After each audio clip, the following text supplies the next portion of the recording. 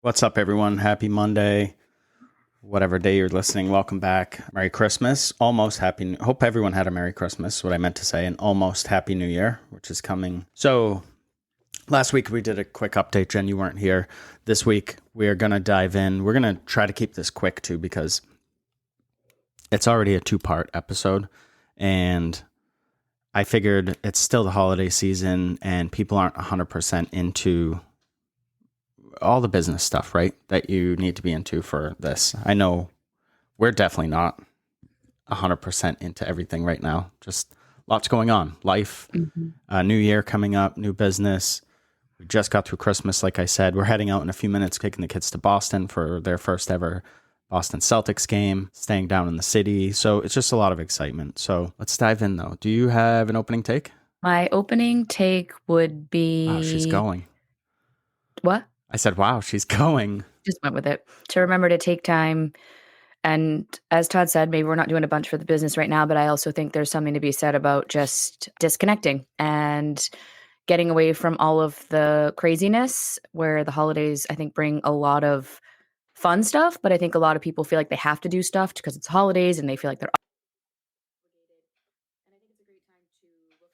holiday went, and if some stuff wasn't fun, then I would make some notes, and next year I would either not do it or I would do it differently. I make notes every year, the end of the year, of things that I want to do better. We took the kids to this really amazing, with some friends and family, walk through like light show thing, and it was so flipping cold that my notes for next year was, if it's below this degrees, we're all wearing snowsuits head to toe with probably goggles and every gear you can imagine to keep us warm. And so these are just little things I do so that I don't forget 365 days later that, like, oh, hey, it's cold out and we live in New England and we should gear up if we're going to be outside. But I think overall, just a great time to reflect on the things you enjoyed over the holidays, the things that maybe you didn't. And I would start to make notes for next year so you can have a happier holiday than maybe you did this year.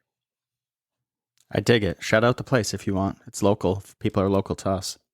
Yeah, Mel's Funway Park. I think it was called the Holly Jolly. Yep. Holly Jolly something. Holly Jolly Lights, Holly Jolly Christmas Lights, Holly Jolly Holiday Lights. It was something like that. And it was really amazing, and you should go. It was by far the best light walkthrough that we've been to. Mm-hmm. I'll say that. Even in the bitter cold. Shout out. So my opening take is it kind of piggybacks off of yours, is taking time for yourself, but also take time with others. So this is something that I've been realizing lately, and just trying to put a little more effort in. So I think there are times where we're people, we get busy and we take people for granted. We take time for granted. And this holiday, I really tried to sit and spend time talking with people. Like, I tried to really sit and talk to your dad. I tried to make time to sit and talk to my dad and his girlfriend. I definitely spent time with Jamie, who's your sister, my sister-in-law, and your mom. And just like connect. We had a family member, Noah, come over, who brought his girlfriend for the first time. And I made sure that I sat and just had time with them, because I don't know if it's sentimental, nostalgia, or whatever got me, but it's just, it's life and it's not always going to be there. So I think it's important to focus on that stuff, and it'll make you overall a better person, which leads into being, I guess, a better business leader. This is a business and podcast, not a life podcast. But if you can do all of these things, it brings everything sort of together. So spend some time connecting with people. So let's dive in. We've got 2 parts in order to keep this quick for people. This is not necessarily in order. And what we wanted to do, I know I explained it last week, but was to give people sort of like a little bit of a blueprint of some of the things they could look into for their business end of year / beginning of year. And it's a really important time where you have all of your numbers from last year. You have the ability to make projections. You have what's worked, what hasn't.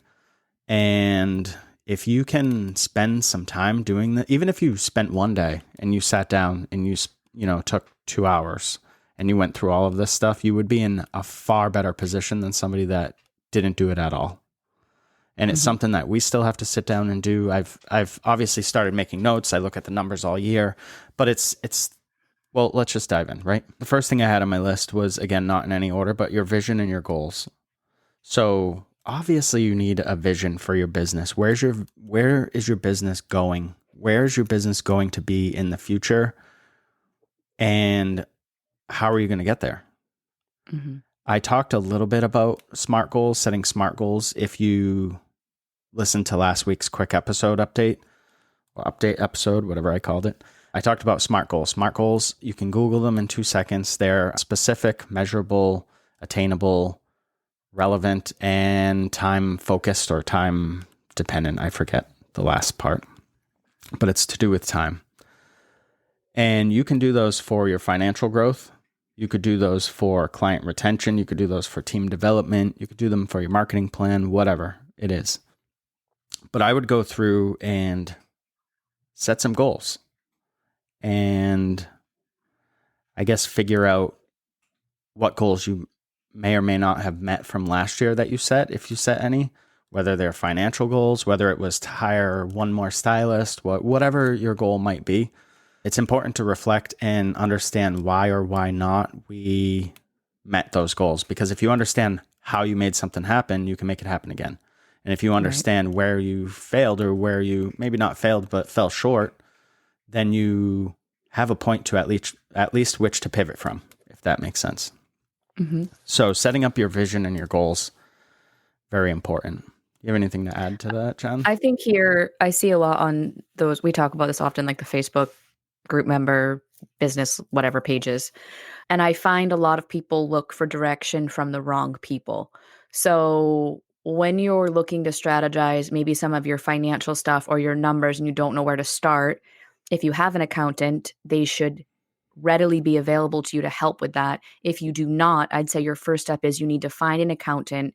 I prefer one that, and this was kind of hard for us to find, but I prefer one that does not only all the financials, like they get all us our numbers and stuff, but they do all our bookkeeping. I've in the past used, oh my gosh, I've used a bookkeeper and someone to do our financials. And I find it gets very difficult when you have two separate people trying to work together.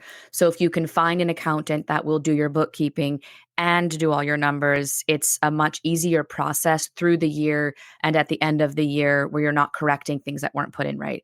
So really, to me, if we're going to be smart about this, like you said, either having an accountant or finding one is really where you should be, because otherwise you're just guessing or you're asking the wrong people. A lot of times we look for a co-signer, like, oh, what would you do in this situation? But their situation, yours is different. And if that's not their specialty, then I'm not so sure you're going to get the information that you truly need to set up for success. And if we're coming into a new year, why not make a change? And if you're used to going to these Facebook groups for information, why not dial in and figure out who really you should be asking for this information so you get the correct information and you can lay out a whole plan for the next year?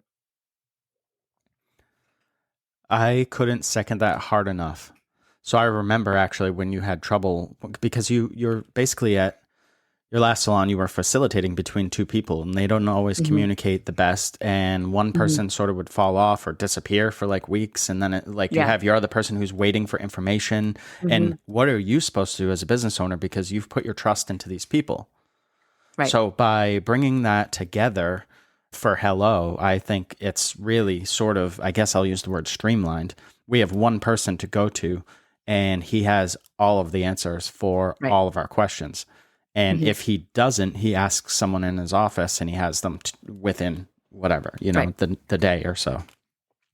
I don't even think about it. It just comes, we get it every month and it's just there and it's nice. It shouldn't be stressful. Obviously there's a cost to it, but there's a cost to doing business. And if you can't afford an accountant, then you have another problem. But what's nice is previously, like you said, it was wicked stressful. I actually was doing the books at first for our last salon and then that was too much. But it became I was now this liaison between the bookkeeper and the accountant. And so there was another job created that I'm like, I'm paying people. Why am I doing this? So when we found Kurt, and he is someone that can do everything, it really, like I said, I don't even think about it. We just get our information monthly. And if we need a meeting, we just book that. And it makes that part of running the business really simplified. Yeah, I mentioned we're not necessarily going in order with this stuff. And I do want to bring one thing up that I had in my notes, but now I don't see it in my notes, is that you should be, I sort of touched on this, but looking and evaluating your goals and your end of year stuff, like where did you fall last year? And what that's going to do is help you with when you do go through and set your SMART goals or whatever system you want to use for goal setting. When you go through and you do that stuff, it gives you a realistic, your goals have to be attainable, right? That's the A. So Right. if, for example, you're someone that's like, let's pick an arbitrary number, $1 million. I want to do $1 million in service sales. Now, that's great for some people out there. That might be their actual goal. If you did 250,000 in service sales last year, that means you have to more than 4x that. Yeah. So what does that realistically look like? Like, how is that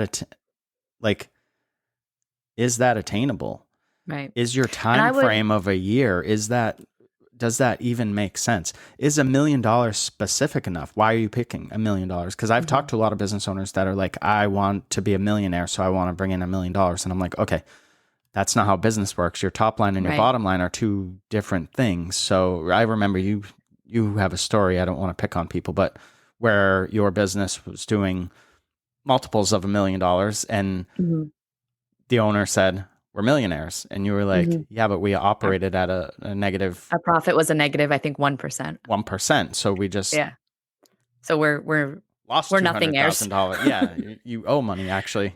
I think it's funny because I do think in the salon world and maybe in other businesses, this has just been my life for 25 years. People focus on the service sales. We need to do great on our service sales, but really not necessarily, because you focus on the percent of profit and your sales could be lower, but your profit could be higher.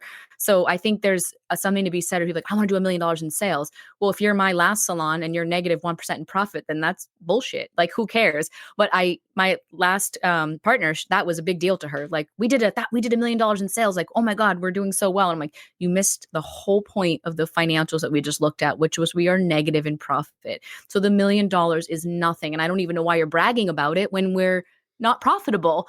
So I think maybe last year you looked at all your service sales and that's where you focused hard, service sales.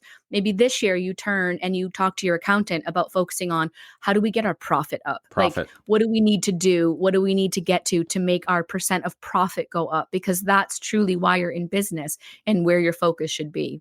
And obviously you're focusing on service sales too, but there's a part of that that's really more important, that you're focusing on what is the end of the month and what are you bringing in and what is actually the profit. And then you can do so much more for the business and for your staff if you have it. Yeah, I saw recently, and this goes to show how I think the majority of people don't realize what goes into a business and even a profit and loss.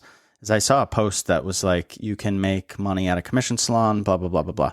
And I don't know if it was comparing or whatever, but someone in the comments was like, yeah, but I rent a suite and now I keep 70+% of all my money. And I was thinking in my head, no, you don't. There's no way you keep 70%. Also, the work that goes into running your own business is something that you need to be paid for. So it would make sense that you would make more in that scenario. Like you're doing all the jobs. You're doing more work. You're not just... So you need to get paid as a stylist, which should be, it's not 70%, because then what's the 30% that's going towards your overhead? Now you're not getting paid as an owner. So it doesn't, like, you're just throwing numbers out there just because they look big. I've had this conversation a million times with stylists at your last salon who were like, we need more percent. And I was like, you will make more money by raising your prices. And I broke it down and explained it to them, and they still were like, I'd rather have the percent than the actual more money. And and a stylist in a commission salon, we talk about this all the time, makes the biggest percent of commission. They make the biggest. No matter what you're getting paid, you're getting... What Jen means there is when we look at every dollar that comes into our business, we break it down into a certain amount of parts. Happy to go offline and explain this. It doesn't really fit in the episode. But the biggest chunk of that dollar goes towards our employees.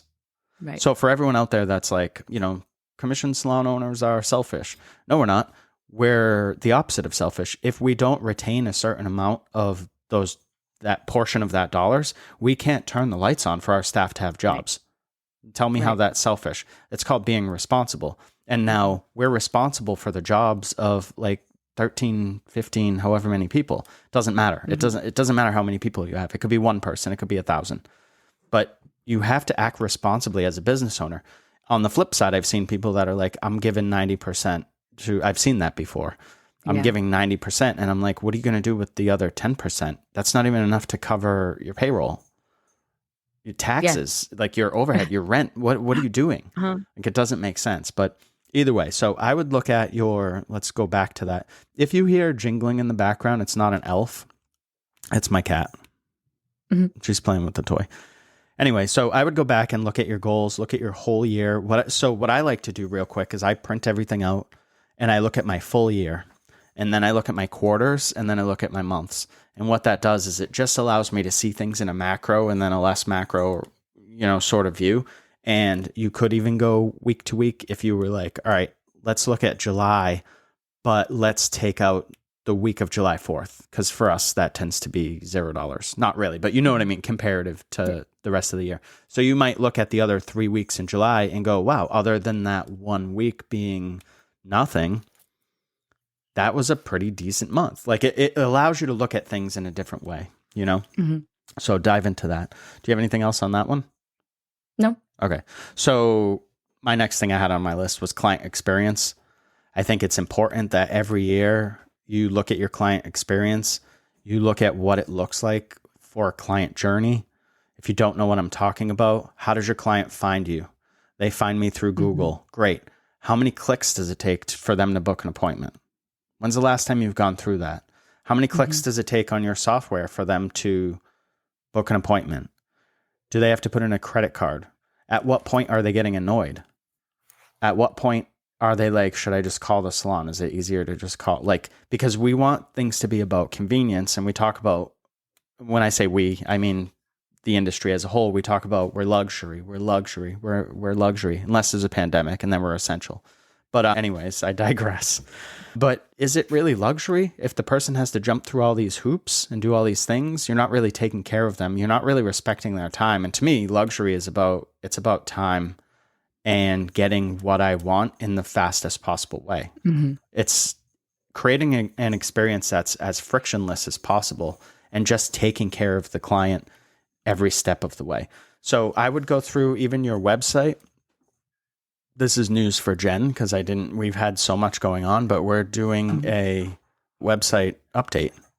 So we'll have a fresh look to our website in 2025. Here's why I don't need to know about it. I have a business partner and that's part of their job. So I just get excited. Cool. I can't wait to see it. Yeah, no. So it's going to be a lot of fun. It's something I talked to our web developer about, our marketing guy, and he actually approached me and said, I'd like to do this year with you guys. And so I said, yeah, let's do it. So our goal facelifts are fun. And I think it's such a simple thing, but yet it has such a big impact and people get so excited about it. Well, it's going to get your staff excited if you have a staff. If you don't have a staff, it's going to get your friends and family, whatever support system or that your you clients have excited about it. Whoever goes on your page. Yeah, your clients excited. And that might get you excited. And maybe you start that blog or maybe you start that newsletter because things feel fun. If you don't do this stuff with your client experience, what I find is people get complacent and they start reverting to whatever's the easiest for them. And that is a mistake. The last thing you want is your stylist behind the chair reverting to what's easiest, because what's easiest is not necessarily what's best for the client. And what's easiest for you is not necessarily what's best for your staff. So I'm all about going through and simplifying things, but I am anti-complacency. So it's important for you to actively pay attention to that stuff and evaluate and make those changes to your client experience. We talked about booking. What about your in-salon experience? When's the last time you've walked into your salon with like a cold eye and sat down somewhere and looked around to see what you could see? I don't know what it looks like. Maybe your salon isn't as clean as you thought it was. So you're like, wow, we got to step up our cleaning. Or maybe you have staff members that drop stuff all over the floor and they just don't pick them up for whatever reason. That's something that's little that could be addressed. In a restaurant, no way would people stand for it. And I always try to compare stuff to other industries that people not take for granted, but frequent. People come into the salon. Well, I think it's important because it's easy, to be in your own industry and be like, well, we're special because, and you're all relatable, right? Yeah. So, and it's really important to realize how relatable it is. And if you look at if you had a bad experience in a restaurant and then you compare it to like if your client in a salon had that, you're like, oh, I never thought of it like that. And then the light bulb goes off and you realize how important it is because of your own experiences, which is not always in your industry. Exactly. So what if you walked into a restaurant and there was silverware all over the floor, napkins on the floor, and the servers just walked past them? You would be like, what the hell is happening here? I'm out of here, right? That's how you would think. You would think this place is dirty, even though it could be clean silverware. So when you're dropping clips and whatever combs and stuff on the floor, it takes 2 seconds to pick that up and hit your hand with a quick sanitizer and then get back to work on your client. And it looks super clean and professional. And I get it. Sometimes you're in a zone or whatever and forget, but we have people that drop stuff and leave it on the floor. I don't get it, but they need constant reminders. Mm-hmm. And as a leader, that's your job. So that's just one thing. I'm just picking on something that popped in my head. What about surprise and delighting clients? What can you do to go for your 2025? What could you do to go above and beyond for your clients? I'm not talking about discounts and necessarily giving stuff away, but in that book, what's the hospitality book, Jen, that I started reading it and then you took the book? I can't remember. It's yellow and black. Yeah. So anyways, Reasonable something? Unreasonable Hospitality. Thank you. Oh, there you go. Thank you. So I'll put it in the show notes. Unreasonable Hospitality, they talk about one restaurant they worked at in New York where customers would be leaving the restaurant in the middle of their meals to go pay meters.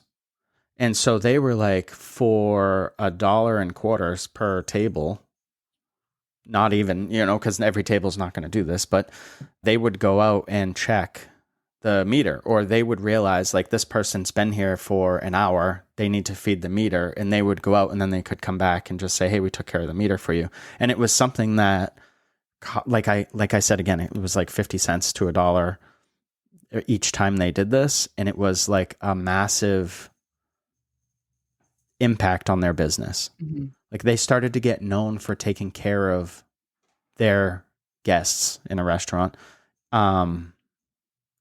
just off of something like small. It doesn't have to be this ridiculous thing. You don't have to do these massive giveaways where you're giving away, Dyson vacuums and all that stuff. That stuff's fun and you can do that. But to surprise and delight somebody, it can be something super simple. So one of the things we do, and I think it has a huge impact and it's really quite silly, but people freaking love it. And Todd, you can put this in the show notes too. So we have Keurig for our coffee and totally cool with that. But for our tea, we surprise and delight. And we use this company, it's called like Tea Forte, and it has this cute little leaf and it sits on the cup. And every time somebody orders a tea at the salon or orders a tea, it's like, do you guys have tea? We bring the box over. The box is beautiful. It costs us very minimal per tea, but the tea comes in its own little box and it just looks adorable on the cup. And everybody gets so excited about having a freaking hot tea. And it's like I said, like Todd said, it doesn't have to be this huge thing. It doesn't have to be this huge cost. It's a very simple thing, but we just upped our tea game and clients look forward to having a hot tea at the salon. And it just was something when we first opened, I kind of stumbled on it. And I just actually got more in, but that has been a surprise and delight when somebody gets a tea at the salon. And it's very simple. Yeah, it's just going over the top in something that's every day. It's when we had our gym, we used to talk about chasing virtuosity. It's doing the common uncommonly well. It's not overlooking the things that most people, just if we're being real, tend to overlook. Tea. People are like, who cares? Well, people do care. People like tea. And beyond people liking tea, people like to be surprised and they like to have delight. And something so simple and seemingly silly can make a huge impact on how your clients feel about your brand. All right. So the last thing I want to talk about today is your services and offerings. So I don't have a specific example, but you want to assess your service menu. If you have offerings on there that nobody gets, take them off.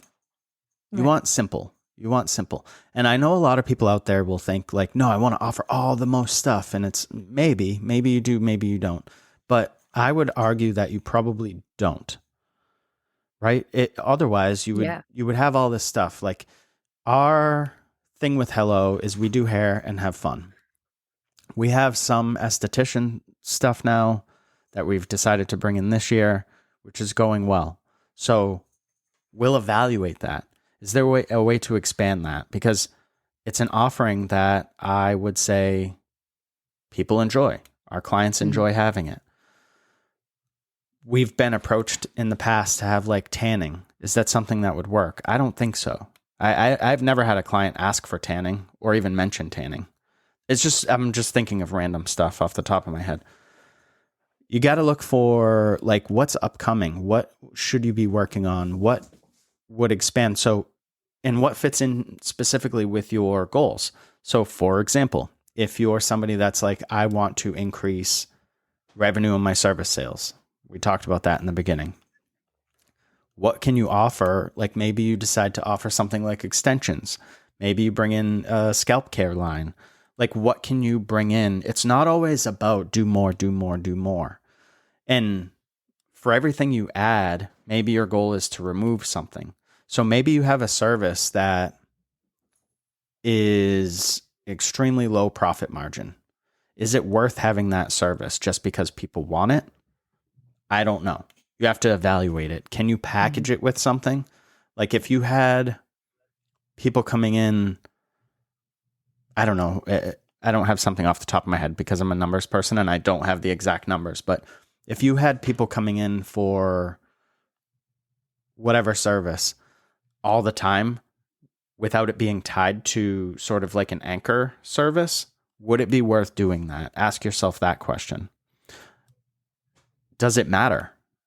Some people probably have stuff on their service menus that it doesn't matter if it's there or not. You know, when I opened, I had like facial massages on my barbering menu. Nobody ever came in and asked for that. Nobody wanted that. It's just something that I could do. So I was like, oh, I learned this in school. I need to do this. And it's just because you have something like that doesn't mean you necessarily have to have it on there. I always talk about what's that place? The Cheesecake Factory menu. When you have a menu that's 50 pages long, it's very confusing to clients because they don't know what you do. When I walk into a restaurant and they have Italian and they have Asian food and they have burgers and they have someone's in the corner making pizza and then they have some other weird stuff over here. And you're like, well, what's good? How do I know what's good? You clearly don't specialize in anything Right. at all. And I'm not saying specialize like niche way down and do only one thing. I do think you need to go wide before you can specialize, especially for the individuals in your salon. Because I know people, I've known people I've talked to that don't even have licenses. And they're like, I don't want to do any of this. I just want to do this one thing. And I'm like, but you got to get at least passable on most things. Because what happens if, you know what I mean? And you have nothing now. You could look at trends. You could look at your seasonal sort of promotions. I know a lot of salons focus on seasonal stuff. Now's the time to set that stuff up for your year. Don't get to October and be like, oh shit, what are we doing for the holidays? You know when they're coming. They're coming in November. For a lot of people, they start in October because they're planning. They come in November and December, and you know what's going to happen. You know when your slow times are. If you're slow in the summer or slow in the spring, or you're slow in the dead of winter, like you know when that is. What can you do to plan for that now? If that makes sense. I think when a lot of people get to October and they're scurrying to get ready for the end of the year, that means you planned nothing all year. And take that and don't do that this year, right? Learn from your mistakes every year and then adjust and pivot.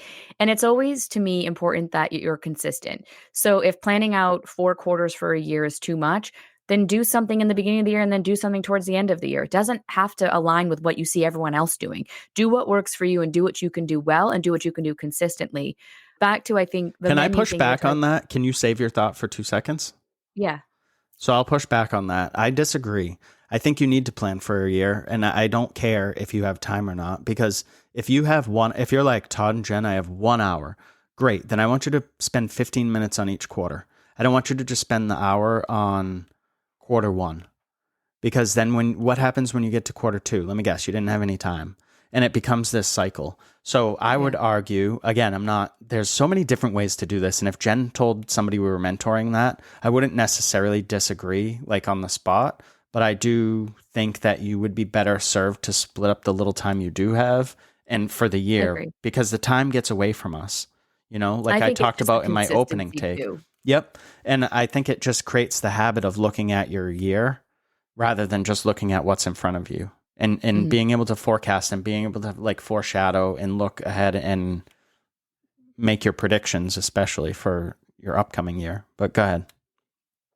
Oh, I was just going to say on the service menu, I think a lot of people I talk to are nervous with online booking, and many of you listening might be like, it's 2024, almost 2025. Who does an online book? Well, there's a lot of salons that still don't online book because they're afraid of wrong services being booked and all of that. And I would argue a lot of you who are afraid of it, it's probably because your service menu is way too large. So I would also be in favor of you have an online presence and a website presence of a very simple service menu. And you may have a back end menu that you yourself go through or you and your staff go through. And the back end menu would be like what Todd was talking about. On our menu, we don't have facials, for the barber area anymore on our menu. Now, if during your consultation, someone's asking for that, you're like, oh, that's something I could do. And now you talk about it with the client. It's a client experience that you just leveled up, but you don't need to show the client everything you do. I think it becomes, like you said, you get frozen and you're like, these are too many services. I don't know what to pick, which is where online booking can get dicey. But if your service menu is really simple, very easy to navigate, very easy to choose from, now when that client comes in, you can talk in your consultation about all the other things you could add on at the service, but that becomes something that you talk about at the chair, and is why you would coach your staff, or you as if you're individual independent would work on your consultation skills. This is how you level up that first client experience we talked about, the client journey, all of that, and keeping your online presence really simple. I love that. And it lets you double down on your consultation process. And there's some surprise and delight there as well. Anything else, Jen? No. All right. So let's wrap up. So we talked about how this was going to be a 2-part series. So we will finish up next week with the rest of your planning for 2025 and reflecting on 2024. We went a little out of order. I talked about the reflecting back on what you were able to accomplish in 2024. We talked a little bit about vision and goals, how to set those. I would use SMART goals. It's a system that's out there and it's just easy to follow. We talked a little bit about client experience and upping your game. What can you do to step things up? What does your salon feel like, look like, sound like, all those things? We talked about services and offerings, assessing that stuff. We talked about your website and all that stuff too. So we covered a lot of ground, and we'll cover more next week. Hop on our newsletter. Reach out. We talked to a few new people recently, which is always awesome. Reach out if you have questions about mentoring, or if you want us to break anything down even further. You could do that through the links on our website. You could do that through the links in the show notes. If you go through Send Us a Text, it does not give me your contact information. So if you send a text message through that, I will likely not be able to find you or reply. So we'll reply on the podcast, but I won't be able to reach out to you. Just a heads up on that. It protects your privacy. And that's it. So Happy New Year. Celebrate with friends, connect with your friends and family, and have a safe one. And we will talk to you soon. Thanks, everyone. Happy New Year. Bye.